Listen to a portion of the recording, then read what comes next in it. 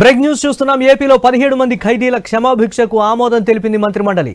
CM Chandrababu అధ్యక్షతన జరిగిన cabinet సమావేశంలో ఈ నిర్ణయం తీసుకుంది. 248 ఎస్పీఎఫ్ కానిస్టేబుల్ పోస్టులను హెడ్ కానిస్టేబుల్ గా ప్రమోట్ చేసింది. వైజాగ్ యాత్రీ నివాస్ అభివృద్ధికి ఆమోదం తెలిపింది మంత్రిమండలి.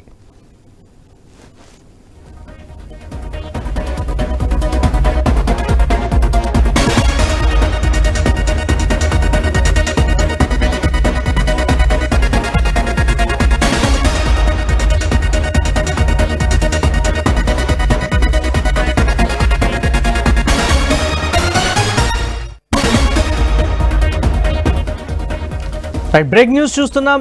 ఏపీలో 17 మంది ఖైదీల క్షమాభిక్షకు సంబంధించి ఆమోదం తెలిపింది మంత్రిమండలి. బ్రేక్ న్యూస్ ద్వారా చూస్తున్నాం. సీఎం చంద్రబాబు అధ్యక్షతన జరిగిన కేబినెట్ సమావేశంలో ఈ నిర్ణయం తీసుకుంది ఏపీ సర్కార్. 248 ఎస్పీఎఫ్ కానిస్టేబుల్ పోస్టులను హెడ్ కానిస్టేబుల్ గా ప్రమోట్ చేసింది. వైజాగ్ యాత్రి నివాస్ అభివృద్ధికి ఆమోదం తెలిపింది మంత్రిమండలి. నేపథ్యంలో బ్రేక్ న్యూస్ ద్వారా చూస్తున్నాం.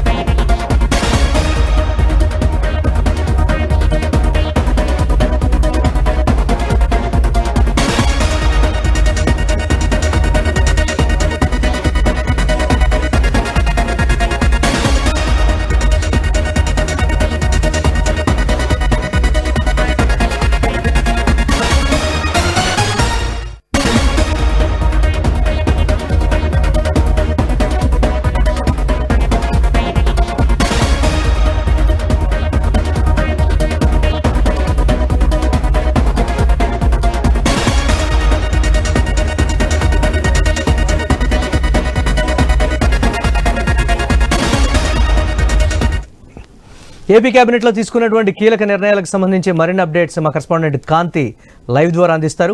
ఓవర్ టు యు కాంతి. మురళి, ఈరోజు ఉదయం 11 గంటలకు ప్రారంభమైనటువంటి ఏపీ కేబినెట్ సమావేశం దాదాపుగా 4 గంటల పాటు సాగింది. అయితే ఈ 9 ఎజెండాలతోటి ఈ రోజు జరిగినటువంటి కేబినెట్లో కొన్ని కీలకమైనటువంటి నిర్ణయాలు తీసుకున్నారు. దాంతోపాటుగా ఏడాది పాలన పూర్తి చేసుకున్న సందర్భంగా మంత్రులకు సీఎం చంద్రబాబు నాయుడు అలాగే డిప్యూటీ సీఎం పవన్ కళ్యాణ్ కృతజ్ఞతలు తెలియజేయడంతో పాటుగా సీఎం చంద్రబాబు నాయుడు మంత్రులకు కొన్ని కీలకమైనటువంటి నిర్ణయాలను తెలియచేయడం జరిగింది. అలాగే మంత్రుల పనితీరు అలాగే ఇంకా దూకుడు పెంచాల్సిన అవసరం ఉంది. ప్రతిపక్షంగా ఉన్నటువంటి వైసీపీ చేస్తున్నటువంటి ఆరోపణలను తిప్పికొట్టే ప్రయత్నం ఇంకా కొంచెం పెంచాల్సిన అవసరం ఉంది అంటూ కూడా కొన్ని సూచనలు చేయడం జరిగింది. అలాగే ఏదైతే యువగళం పాదయాత్రకి సంబంధించినటువంటి అంశాలను అందించినటువంటి లోకేష్కు పవన్ కళ్యాణ్ కృతజ్ఞతలు తెలియచేయడంతో పాటుగా అభినందించారు.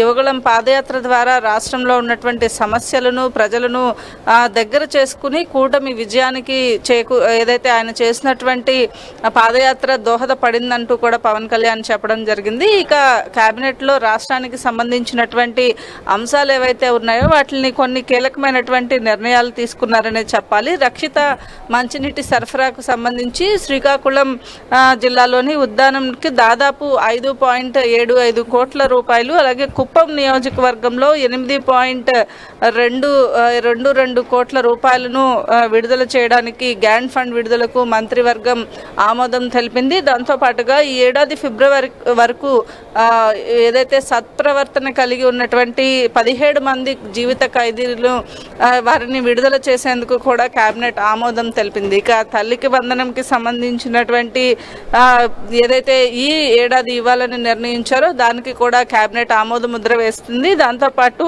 AP shops and establishment bill 2025 ఏదైతే ఉందో దానికి సంబంధించి కూడా కేబినెట్ ఆమోద ముద్ర వేయడం జరిగింది. దాంతోపాటు వైఎస్ఆర్ జిల్లా పేరును వైఎస్ఆర్ కడప జిల్లాకి సంబంధించినటువంటి మార్పుకు తీసుకొచ్చినటువంటి జీవోకి సంబంధించి కూడా కేబినెట్ ఆమోద ముద్ర వేసింది. అలాగే కొన్ని సంస్థలకు భూ కేటాయింపులు రాయితీలకు సంబంధించి అలాగే అమరావతిలో నిర్మాణం ఏదైతే రాజధాని నిర్మాణం చేపడుతున్న నేపథ్యంలో రాజధాని నిర్మాణానికి సంబంధించినటువంటి అంశానికి కూడా కొన్ని సంస్థలకు భూ కేటాయింపులతో పాటు ఏవైతే రాయితీలు కన్సెషన్స్ ఇచ్చారో వాటికి సంబంధించినటువంటి విషయంలో కూడా ఈరోజు ఏపీ క్యాబినెట్లో చర్చ జరిగింది. దీనికి సంబంధించి కూడా కొన్ని కీలకమైనటువంటి వాటికి ఇచ్చేటువంటి రాయితీలు కావచ్చు, అలాగే ల్యాండ్ అలాట్మెంట్స్కి సంబంధించినటువంటి విషయంలో కూడా ఏపీ క్యాబినెట్ ఆమోద ముద్ర వేయడం జరిగింది. అలాగే కొంత కానిస్టేబుల్స్కి సంబంధించినటువంటి అంశంలో కూడా ఏదైతే 248 కానిస్టేబుల్స్ను హెడ్ కానిస్టేబుల్స్గా మారుస్తూ